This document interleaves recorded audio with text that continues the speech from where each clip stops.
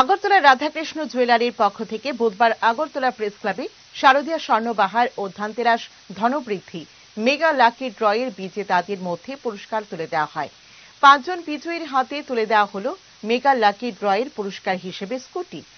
এদিন রাধাকৃষ্ণ জুয়েলারির কর্ণধার নারায়ণ দেবনাথ এ ব্যাপারে বিস্তারিত তুলে ধরেন।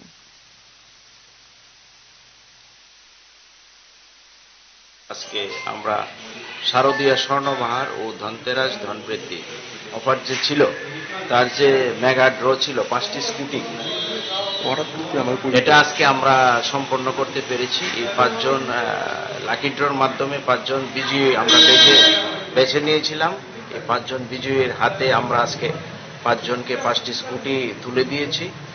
দিয়ে আমরা এই অফারগুলি কর্মকাণ্ড সমস্ত কমপ্লিট করেছি। আমরা অসংখ্য রাজ্যবাসীকে ধন্যবাদ জানাই এবং আমাদের প্রিয় গ্রাহক বন্ধুরা যারা আমাদের সবসময় পাশে থাকে এবং সবসময় থাকবে এই আশা করি।